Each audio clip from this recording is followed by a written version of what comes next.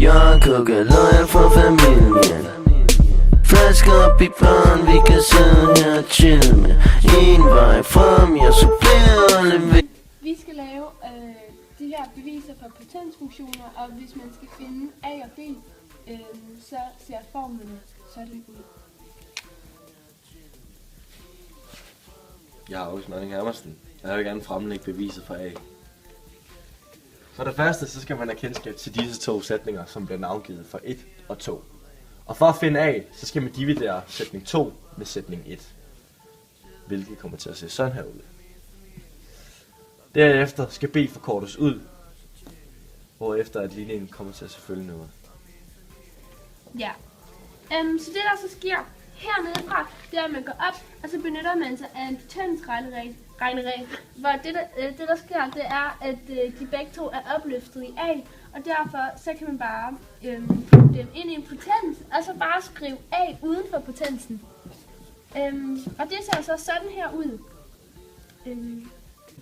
Herefter vil vi gerne benytte os af følgende potensregel, hvor vi får fjernet eksponenten og får den ned i ligningen. Vi tager logaritmen af m opløftet i n, hvilket er lige med n gange med logaritmen af m.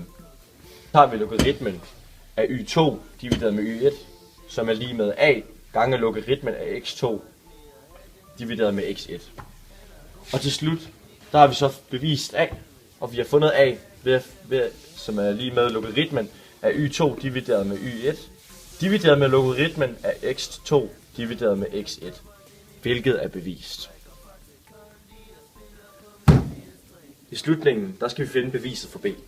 Der skal vi huske på den første sætning, hvilket var y1 er lige med b gange med x1 opløftet af a. Vi omformulerer derefter ligningen for at isolere b, som er denne ligning, hvilket er beviset. Jeg supplerer og leverer, så jeg koger lille, at de kan køre rundt i BMW. Jeg koger løg for familien. Flasker op i barn, vi kan sidde her og chill med. En vej frem, jeg supplerer og leverer, så jeg koger lille, at de kan køre rundt i BMW.